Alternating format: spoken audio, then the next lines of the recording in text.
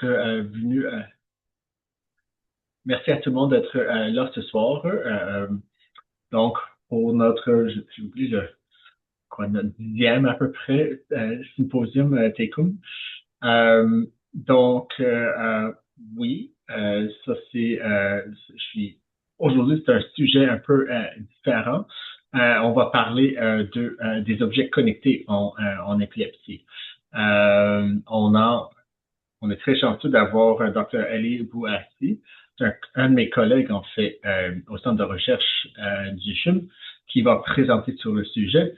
Dr. Bouassi, c'est en fait quelqu'un de formation ingénierie biomédicale, euh, focusé depuis au moins ton postdoc Oui, sur le sujet de l'épilepsie.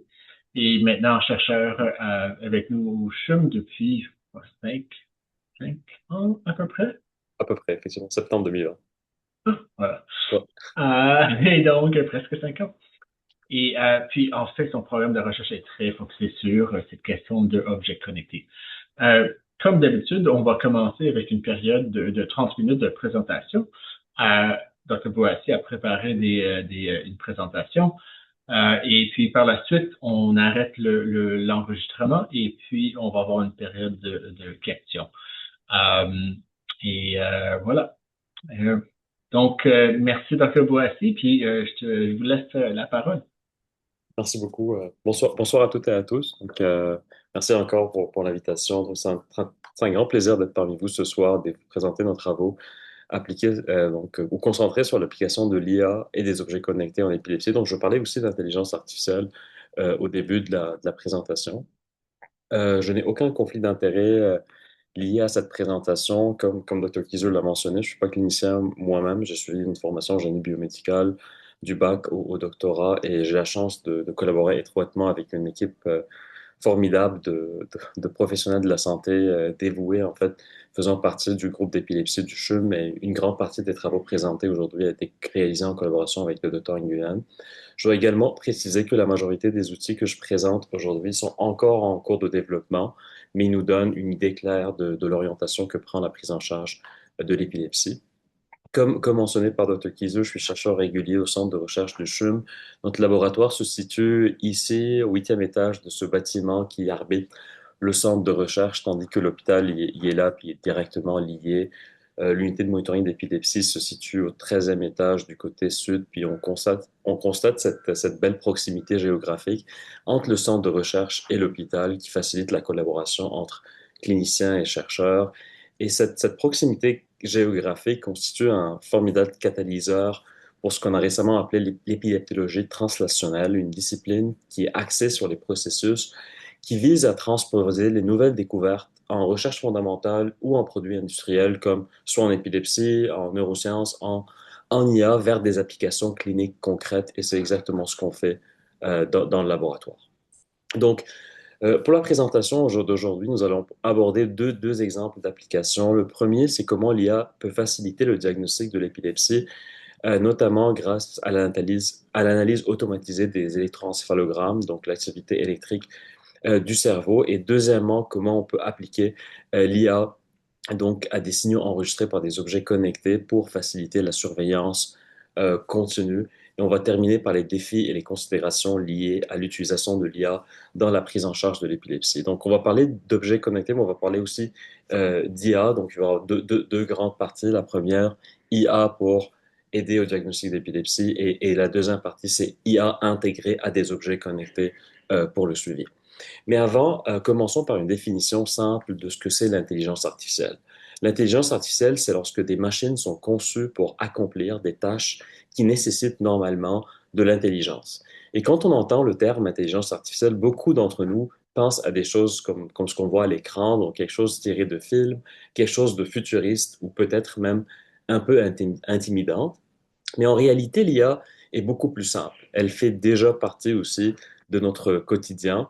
Et pour la présentation d'aujourd'hui, on va oublier ce qu'on voit dans les films de science-fiction et considérer l'IA comme une simple boîte noire. Et cette boîte n'a rien de magique. C'est simplement un système qui est devenu très, très, très bon ou doué pour reconnaître des patrons ou des motifs, ou le terme c'est reconnaissance de formes à partir de données. Et en anglais, le terme officiel, c'est pattern recognition. Et il y a des données donc, partout, la température, le mouvement, euh, le lieu, etc. Et en fait, certaines formes d'intelligence artificielle existent depuis très longtemps. Et un exemple simple est un objet qu'on a tous à la maison ici à Montréal, un thermostat. Un thermostat analyse des données, dans ce cas-là la température, et reconnaît un schéma ou un patron simple. S'il fait très froid, il allume le chauffage. S'il fait très chaud, il va l'éteindre. Donc, d'une certaine manière, il prend déjà une décision en fonction des informations qu'il reçoit. Donc, il s'agit d'une forme qui est très, très simple, donc de ce qu'on appelle la reconnaissance de forme ou de motifs ou pattern recognition en anglais. Aujourd'hui, ce que nous faisons avec l'IA moderne repose sur un principe qui est relativement similaire, pas exactement la même chose, mais très similaire. En fait, au lieu d'utiliser des règles simples, nous entraînons des ordinateurs à apprendre à partir de nombreux exemples et donc à reconnaître des schémas ou des motifs qui sont beaucoup plus complexes. Allons maintenant une étape ou un peu plus loin. Si vous utilisez un service comme Spotify, par exemple, celui va apprendre de ce que vous écoutez et commencer à reconnaître des tendances dans vos préférences. Donc, ces informations sont stockées dans la boîte noire où des modèles sont appris à partir de votre comportement et de celui d'autres utilisateurs ayant des goûts similaires. C'est pour ça, si vous écoutez de la musique classique, il ne vous proposera pas Shakira, mais plutôt quelque chose comme Chopin. Et les voitures autonomes constituent un exemple encore plus complexe.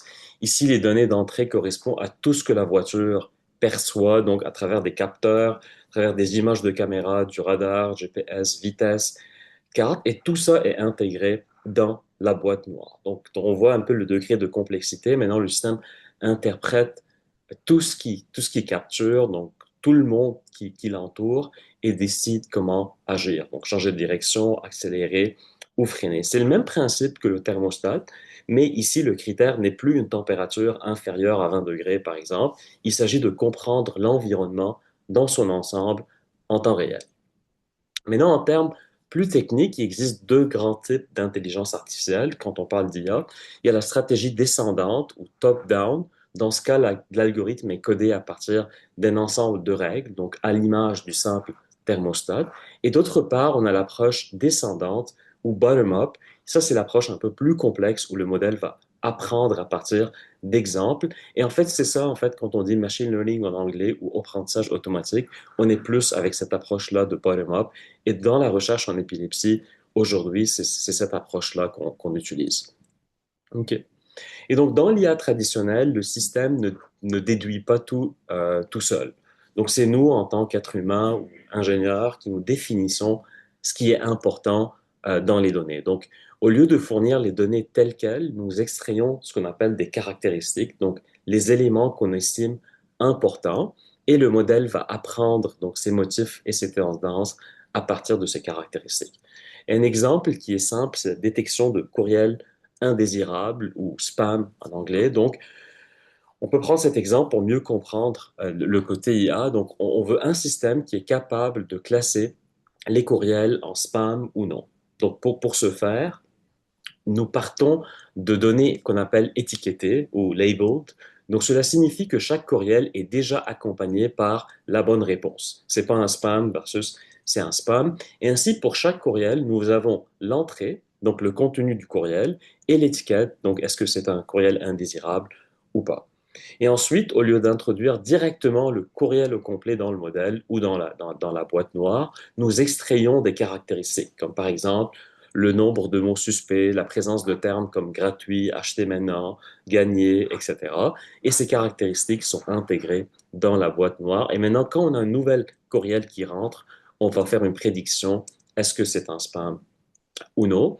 Et donc, ça, c'est un exemple d'IA traditionnel, mais l'IA a évolué progressivement. Puis là, maintenant, dans les nouvelles, on entend apprentissage profond ou deep learning. Et en fait, ici, au lieu d'extraire manuellement des caractéristiques et de décider ce qui est important, nous fournissons désormais directement au système les données brutes, donc le courriel dans son intégrité. Et ici, donc, le modèle n'apprend pas seulement les tendances, mais il va apprendre aussi où, quoi regarder dans le signal. OK? Donc, et pour ça, ça prend des systèmes beaucoup plus complexes, donc beaucoup plus profonds en termes de couches d'apprentissage. Et c'est pour ça qu'on dit apprentissage profond. Donc, d'une certaine manière, le système devient plus puissant, mais aussi plus dépendant des données. Et vous avez sans doute déjà utilisé un système d'intelligence artificielle qui est basé sur l'apprentissage profond, comme par exemple ChatGPT, Claude, Gemini, etc. Ces systèmes reposent tous sur un type spécifique de modèle d'apprentissage profond appelé des transformers, non parce qu'ils se transforment en voiture, mais parce qu'ils transforment leurs données d'entrée en de nouvelles représentations. Et donc, à la base, ces modèles sont tous entraînés à faire une chose super simple, prédire le mot suivant dans une phrase. Donc ici, par exemple, de cat, la prédiction, c'est 0,5 pour 7. Donc ça, on prédit le mot à chaque fois qui vient après. Et en répétant cette tâche des millions de fois, le système va apprendre les règles du langage, de la grammaire, du sens et du contexte. Ainsi, même si cela semble très sophistiqué quand on utilise ces algorithmes, l'idée de base est étonnamment très simple. Ils sont juste très, très doués pour prédire ce qui va suivre dans une phrase. Donc, comme on l'a vu, donc j'ai fait une petite introduction à l'IA. Donc, maintenant, on a un peu le langage de l'intelligence artificielle. Et on sait que l'IA est capable donc d'apprendre des modèles à partir de grandes quantités de données, parfois d'une manière qui nous est très difficile à reproduire manuellement. Mais une question importante se pose, qu'est-ce que cela signifie pour le domaine ou les soins de santé? En fait, l'IA n'est pas là pour remplacer les professionnels de la santé, elle est là pour les aider, pour les guider, pour leur fournir des meilleurs outils et surtout pour leur donner plus de temps pour se concentrer sur les soins aux patients. Au final, l'IA n'est qu'un outil parmi d'autres, au même titre que l'imagerie ou les analyses sanguines. Alors pourquoi l'IA en épilepsie? Et la raison principale est que l'épilepsie est caractérisée par des schémas complexes et donc multiples paramètres. Elle n'est pas déterminée par un seul facteur seulement, mais de nombreux éléments qui interagissent entre eux, par exemple le sommeil, les médicaments, le stress, l'activité cérébrale, et donc des différences euh, interindividuelles. Et en fait, c'est pour ça que l'IA peut potentiellement aider en donnant donc, en aidant à avoir sens à toutes ces données complexes et en essayant de répondre à des questions importantes, comme par exemple, après une première crise, il n'est pas toujours facile de savoir ce qui va se passer ensuite. Donc, c'est ici que l'IA, par exemple, peut nous aider. Choisir le bon traitement peut également s'avérer difficile. Ce qui fonctionne bien pour une personne ne fonctionne pas forcément de la même manière pour une autre personne. Et donc, dans certains cas, on envisage une intervention chirurgicale. Donc, dans ce cas-là, des questions importantes se proposent. Où se situe exactement le problème dans le cerveau? La chirurgie, est-ce qu'elle va aider cette personne? Etc. Et dans la vie de chaque jour, nous aimerions aller encore plus loin. Est-ce qu'on est capable de détecter des crises d'épilepsie, voire les prédire avec des objets connectés? Est-ce qu'on peut ajuster le traitement en conséquence au fil du temps? Donc ça, c'est des exemples où l'IA peut potentiellement aider dans le domaine de l'épilepsie. Et de plus, le type de données que nous collectons actuellement se prête particulièrement bien à l'IA, donc les données qu'on collecte en épilepsie. Nous nous appuyons pas seulement sur une seule source d'information, mais on combine de nombreux types de données, donc EEG, l'activité électrique du cerveau, de l'imagerie génétique, texte. Et donc, ça, c'est le type de données qui est très, très utile pour des applications en IA.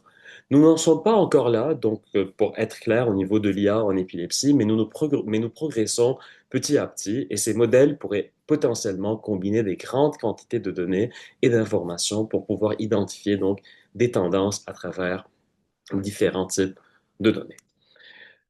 Donc, voyons maintenant un exemple concret de l'application de l'intelligence artificielle donc, en épilepsie. La première application que j'aimerais vous présenter concerne l'électroencéphalogramme, donc l'EEG, qui est un examen qui est très couramment utilisé dans le domaine de l'épilepsie.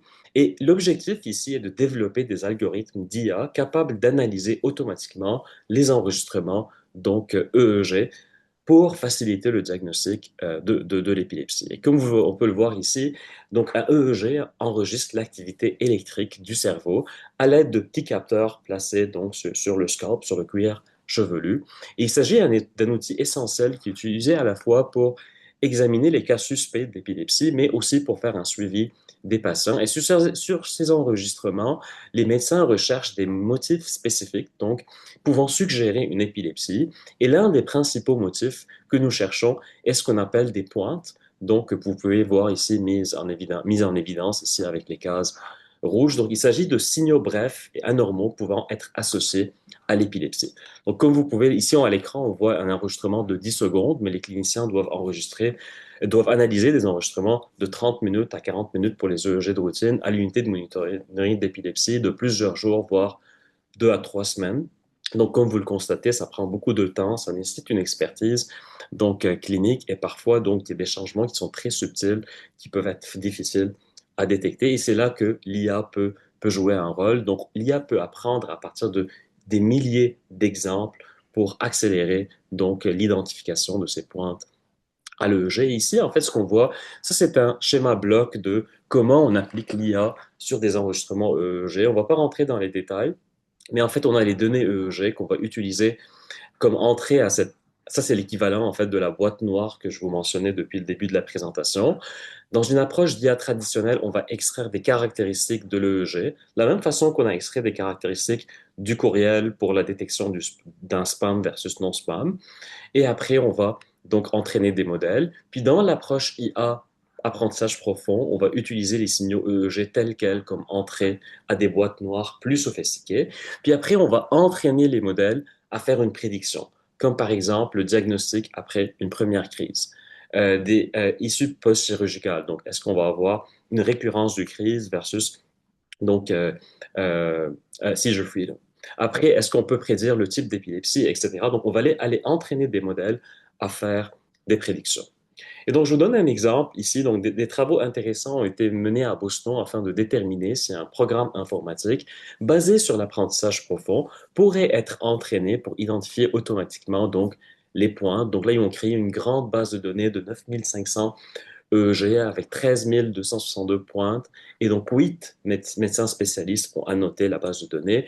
Puis ici, on voit l'architecture du modèle qu'ils ont entraîné pour détecter les pointes. On ne va pas rentrer dans les détails, mais même si c'est un modèle d'apprentissage profond, donc on n'a pas des règles, mais on a quand même une architecture à mettre en place.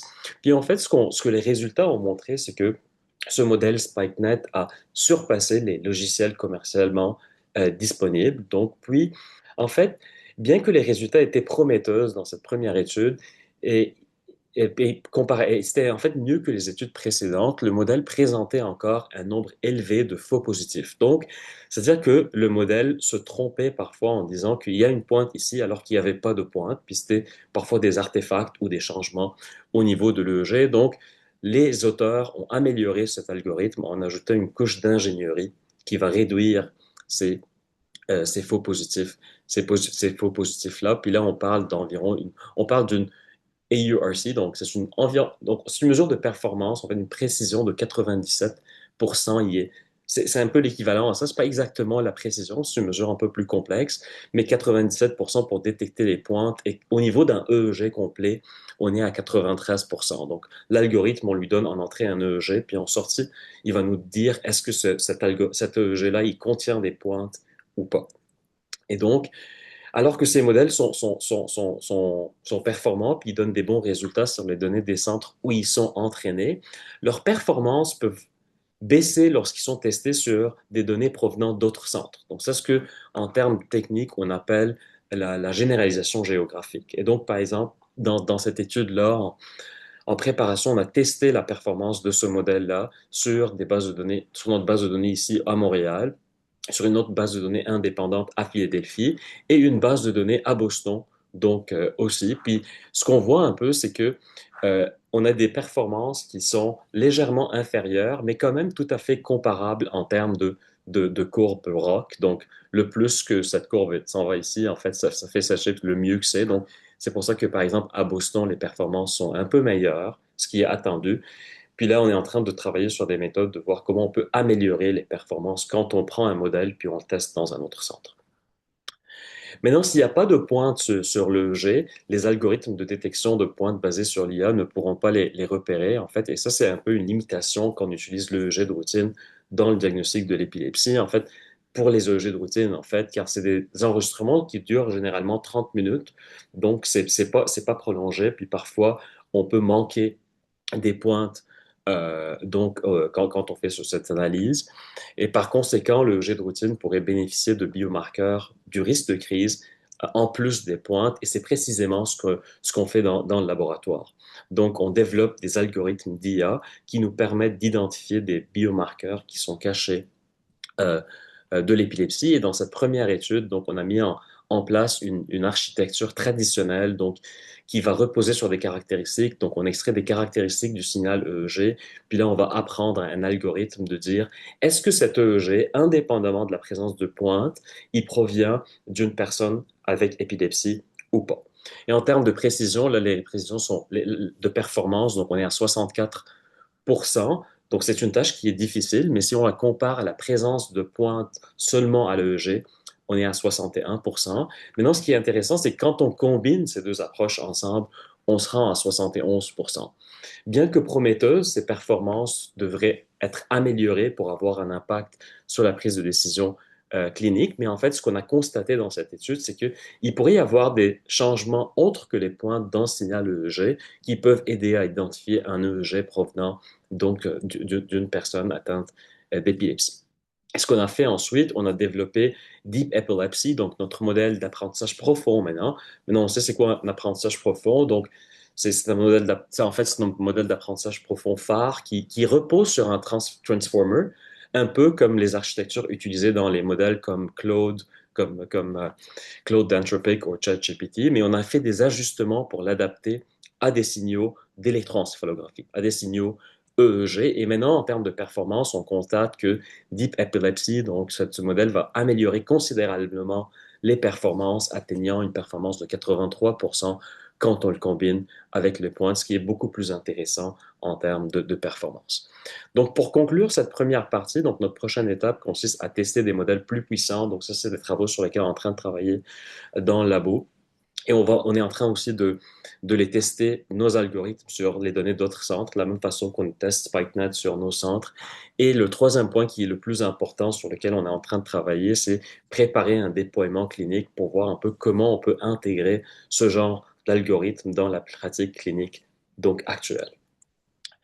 Donc, dans la deuxième puis dernière partie de ma présentation, on va discuter aussi comment on peut implémenter ce genre d'algorithme d'intelligence artificielle, maintenant dans des objets connectés pour la surveillance continue des patients. Mais tout d'abord, qu'est-ce qu'un objet connecté? Donc, un objet connecté, il s'agit d'un appareil électronique qui est compact et qui est conçu pour être porté sur le corps en tant qu'accessoire ou vêtement et qui est équipé de capteurs, donc de senseurs, qui sont capables de mesurer des différents signes vitaux. Donc ça, c'est quand on dit un objet connecté. En effet, le marché mondial des objets connectés portables connaît une croissance très, très rapide et dans les projections, donc on a une projection d'atteindre environ 170 milliards de dollars d'ici 2030. Et cette croissance est portée par une demande croissante aussi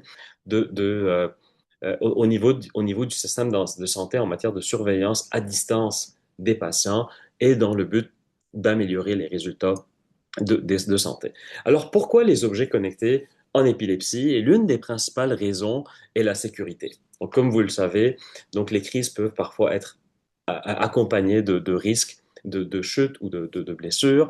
Et ces incidents peuvent survenir soudainement, souvent en dehors de l'hôpital, alors qu'il n'y a personne à proximité pour apporter une aide immédiate. Et donc, ce qu'on fait, en fait, on étudie actuellement si les appareils portables ou les objets connectés peuvent être utilisés pour surveiller en continu les paramètres de santé. Puis après, ces paramètres de santé sont utilisés comme entrée à des algorithmes d'IA pour détecter les crises d'épilepsie. Et donc, en 2021, notre équipe a envoyé un sondage partout au Canada pour découvrir les préférences et les points et les besoins des patients et proches aidants à cet égard. Et en fait, on a constaté qu'il y avait un besoin, puis les 97% des patients étaient prêts à utiliser un dispositif portable ou un objet connecté pour la détection de crise. Par contre, en fait, il y avait les patients ne voulaient pas des objets qui pourraient être stigmatisants, comme par exemple des électrodes d'électroencéphalographie collées sur la tête, etc., mais plutôt un bracelet, un chandail, un matelas. Et depuis, en fait, nous avons commencé à étudier la possibilité de détecter les crises en appliquant les techniques d'intelligence artificielle, les mêmes principes que je vous ai expliqués tantôt, mais maintenant à des signaux enregistrés à l'aide d'objets connectés pour détecter les crises d'épilepsie. Ici, on voit un peu différents objets qu'on est en train d'explorer présentement au CHUM. Donc, je vais commencer par vous montrer pour ces objets-là pour un exemple, on va commencer par le chandail en fait. On va prendre juste un exemple étant donné un peu le temps limité. Donc, je vais vous montrer un peu ça ressemble à quoi les données d'une crise sur un objet connecté. Puis, je vais terminer la présentation pour vous parler rapidement aussi d'une étude prospective d'évaluation d'un objet connecté qui avait un algorithme à l'unité de monitoring d'épilepsie du CHUM. Donc, on va commencer par l'Exoskin. Et en fait, à Montréal, juste à côté de notre centre de recherche, Carré Technologies a mis un point ce chandail connecté, donc qui permet de mesurer l'activité électrique du cœur, donc l'électrocardiogramme, les signaux respiratoires, ainsi que l'accélération, donc le mouvement. Et en fait, donc, il y a un petit dispositif sans fil qui est alimenté par une batterie puis là, c'est là, en fait, qu'on stocke les données. On peut stocker jusqu'à 30 heures.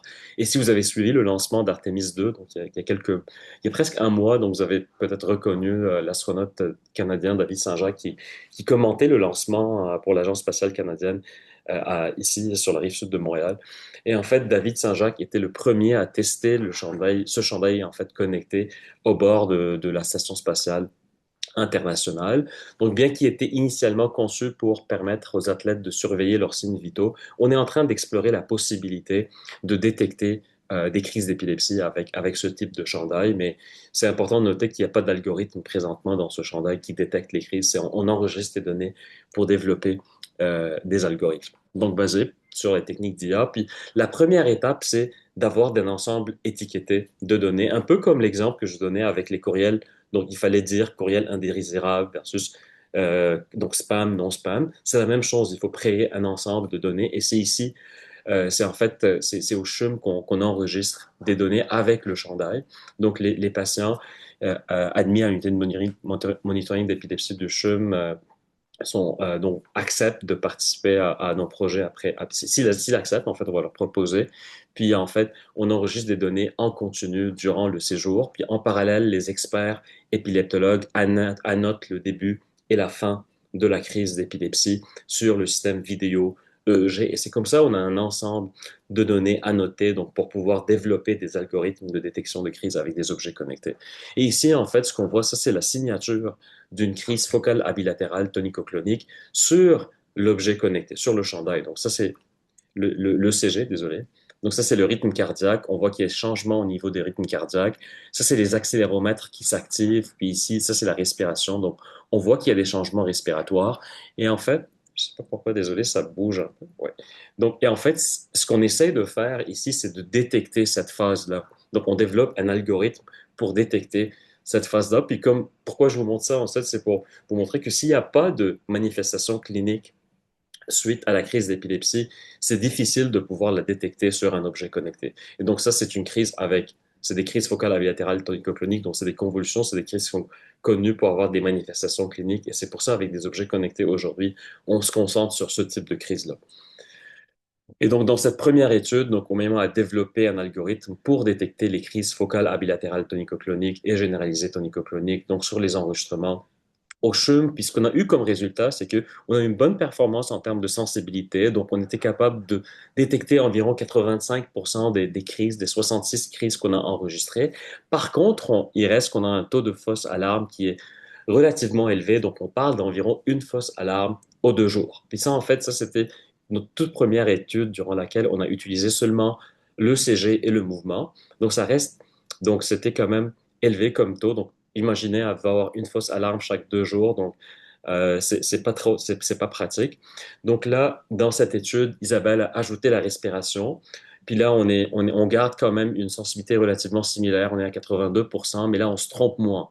Donc, on a 0,15 fausses alarmes par 24 heures. Donc, environ une fausse alarme par semaine, donc ce qui est un peu plus acceptable, mais il faut encore améliorer. Puis on est en train de travailler sur ça. Mais pourquoi je vous montre ça? C'est pour vous montrer en fait pour les objets connectés, quand on augmente les données, puis quand on devient multimodal, donc quand on ajoute une modalité comme la respiration de plus, on peut aller améliorer les performances. Il faut garder en tête que ça, c'est des résultats dans un contexte donc hospitalier, à l'unité de monitoring d'épilepsie. Donc, on fait pas les activités de chaque jour, donc ce qui peut augmenter les performances, notamment en termes de fausses alarmes. Puis ici, ça, c'est des résultats très préliminaires aussi. Donc, pour notre étude au CHUM, où on commence à avoir des enregistrements en milieu de vie résidentiel. Donc, c'est très préliminaire. On a commencé il y a quelques mois, mais on a déjà 6 patients donc, qui ont généreusement accepté de porter le chandail à la maison. Puis là, quand on roule nos algorithmes au labo rétrospectivement, on a juste une crise d'enregistrer, donc c'est très préliminaire. Mais ce que je vous montre, en fait, c'est le taux de fausse alarme qui a augmenté. Donc, on a presque doublé. Maintenant, on a une fausse alarme par 3 jours dans un milieu de vie résidentiel. Cette diapositive, juste pour vous montrer aussi, on a exploré la possibilité de détecter des crises focales avec altération de l'état de conscience, mais ce qu'on voit grosso modo, c'est que les résultats varient considérablement d'un patient à l'autre. Donc, ça peut fonctionner chez un certain patient, notamment ceux qui présentent de nombreux symptômes cliniques moteurs, mais parfois ça fonctionne pas quand les crises sont non motrices ou il n'y a pas de manifestation. Donc, ça, c'est pour les crises focales. Donc, les crises plus subtiles, c'est plus difficile avec des objets connectés. Donc, présentement, aujourd'hui, pour les objets connectés, ça fonctionne bien pour les crises généralisées tonico-cloniques, focales, bilatérales, tonico-cloniques, mais pour les crises focales, les crises subtiles, on ne peut pas les détecter avec des objets connectés. OK, donc, pour résumer cette partie, donc au niveau plus pour cette partie, en fait, c'était pour vous montrer comment on développe un algorithme avec des objets connectés. Donc, pour détecter les crises, on voit que nos résultats préliminaires sont prometteurs en termes de détection de crise. Par contre, le taux de fausse alarme reste relativement élevé, ce qui limite l'utilité clinique donc des dispositifs. On voit un peu ce que c'est prometteur pouvoir utiliser des données multimodales pour diminuer donc le risque pour diminuer le risque de fausse alarme ou le taux de fausse alarme. Et un autre point aussi important qui est toujours une question quand on utilise objet connecté pour la détection de crise, c'est que c'est bien de détecter les crises, mais est-ce que ça va vraiment avoir un impact donc sur le risque de blessure ou est-ce que ça va améliorer l'intervention? Et donc, au-delà du développement des algorithmes, nous avons également mené l'année dernière pour voir un peu en parallèle de ce que nous, on développe, qu'est-ce qui existe sur le marché en termes d'objets connectés. Donc, on a travaillé sur une revue, donc, on a fait une revue de littérature pour voir qu'est-ce qui existe au Canada comme objet connecté pour pour la détection des crises d'épilepsie. On avait constaté que bien que 2 dispositifs soient disponibles donc, sur le marché canadien pour la détection des crises donc convulsives, donc généralisées bilatérales tonico-cloniques, focales bilatérales tonico-cloniques, qui sont le détecteur. Donc c'est un matelas en fait ils appellent ça en anglais un movement monitor. Donc c'est en fait un dispositif qu'on met en dessous du matelas, puis ça va détecter les vibrations. Donc puis ça génère une alarme locale. Donc ça c'est le EMFIT qui existe sur le marché et Empatica. Donc, ils n'ont pas été testés en milieu de vie résidentiel, donc ce qui limitait la possibilité de recommander leur utilisation.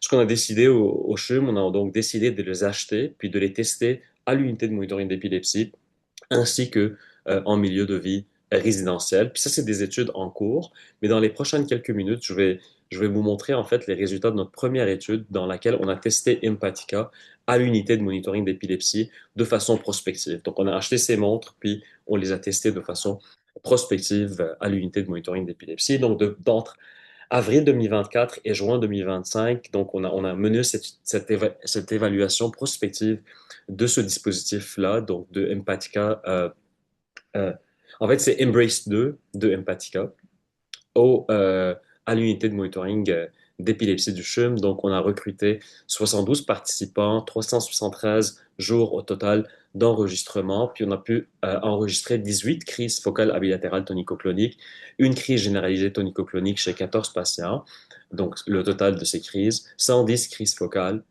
et 400 crises focales en fait 110 crises focales chez 13 patients, puis 400 crises focales chez un patient. En fait, on a fait la distinction car ces 400, c'était seulement chez une personne. Et donc, pour ceux qui ne le connaissent pas, le bracelet Embrace 2, c'est un dispositif qui est portable, homologué par la FDA, qui est développé par Empatica aux États-Unis, puis il combine un accéléromètre, donc un détecteur de mouvement, et des capteurs d'activité électrodermale. Donc, puis il y a un algorithme d'apprentissage automatique qui est développé, qui est intégré là-dedans pour détecter les crises d'épilepsie. Donc, puis en fait un mode actif, puis un mode passif. On peut rediscuter plus tard. Je prends un peu moins de temps là-dessus. C'est juste pour vous dire en fait que il y a quelques mois, Embrace 2 a été discontinué au Canada, puis a été remplacé par EpiMonitor, qui n'était pas disponible au Canada au cours des derniers mois, mais il y a 2, 3 semaines, la compagnie a annoncé qu'il est redevenu disponible au Canada. Donc, c'est EpiMonitor le nouveau. Et donc, au total, nous avons enregistré 373 jours, comme je disais, en fait. Et donc, en termes de performance, donc, lorsque l'appareil était porté et fonctionnait durant l'étude, il a détecté l'ensemble donc, de 16 crises donc, focales abilatérales qui ont eu lieu quand les patients le portaient. Une des crises, en fait, n'a pas été détectée car le patient ne portait pas l'appareil. Puis, c'est comme si on ne porte pas l'appareil, on ne peut pas détecter une crise. 2 crises se sont produites après que l'appareil eut déjà été retiré par l'équipe de recherche. Puis, dans un seul cas, l'alerte a échoué en raison d'une déconnexion donc de Wi-Fi. Et le délai de détection était de 96 secondes à partir du début à l'EEG, donc pour la détection des crises EEG. Et donc, bien que la plupart des crises ont été détectées, cet appareil a de nouveau généré de fausses alertes. Donc, on avait 29 fausses alertes donc, durant l'étude. Puis ça correspondait majoritairement au brossage des dents. Donc, quand la personne brossait les dents, donc grattage, parfois aucune cause identifiée. Et donc, donc, euh, donc ça, c'est important de garder en tête qu'il y a aussi des fausses alarmes. Puis il faut noter aussi que nous avons donné des directives aux patients pour éviter des fausses alarmes durant l'étude, mais malgré ça, donc il y a eu quand même quelques fausses d'alarme. Puis en termes d'impact clinique en milieu hospitalier, juste rapidement mentionner ça, car ça, c'était un peu aussi le but d'évaluer ça. Donc, est-ce que ça fonctionne bien, mais est-ce que ça pourrait avoir un impact donc sur la prise en charge clinique? Et ce qu'on a trouvé, c'est que les appareils n'apportaient pas une valeur ajoutée que lorsque les techniciens ou techniciennes EEG n'étaient pas présentes. Donc, euh, à l'unité de monitoring d'épilepsie. Donc, ça, c'était 3 cas, en fait, où on a eu une intervention de l'infirmière. Donc, c'est difficile, c'est pas une étude randomisée contre où on peut, en fait, voir si le cas, s'il y avait ou il n'y avait pas donc une intervention, mais ça a montré quand même que ça pourrait appeler l'infirmière qui pourrait intervenir. Mais quand les experts en EEG étaient présents, ils étaient toujours capables de détecter le début de la crise à l'EEG avant l'alerte. Ça, c'est dans un contexte d'IA. OK, donc je pense que j'arrive à la fin de ma présentation. Désolé, je parlais un peu vite, je voulais couvrir plusieurs aspects, éventuellement pour une discussion, mais 2 diapositives pour conclure. Donc, même si l'IA est très prometteuse, donc il est important de garder en tête ses limitations. Donc, l'IA n'est pas parfaite, donc ces algorithmes peuvent se tromper. On le voit aussi au niveau des fausses alarmes, on le voit au niveau des faux positifs. Euh, Deuxième chose, il y a besoin de beaucoup de données. Donc, on l'a vu à travers la présentation, le plus qu'on a de données, le plus qu'on peut améliorer les performances.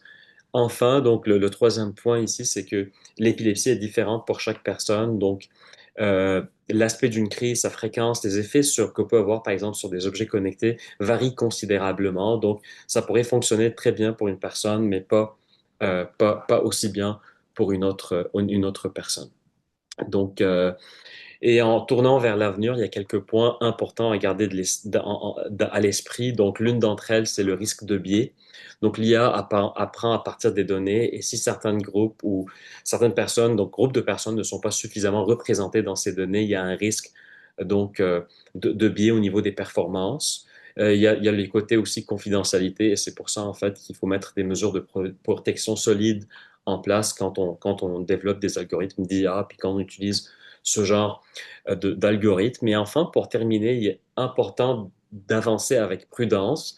Donc, l'utilisation de l'IA, l'intégration de l'IA dans des objets connectés, euh, donc, est prometteuse.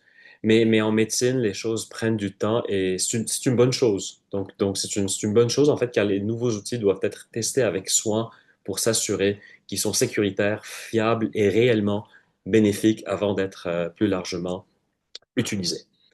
Donc, avec ça, je tiens à remercier les membres de notre équipe, donc les membres du groupe d'épilepsie du CHUM.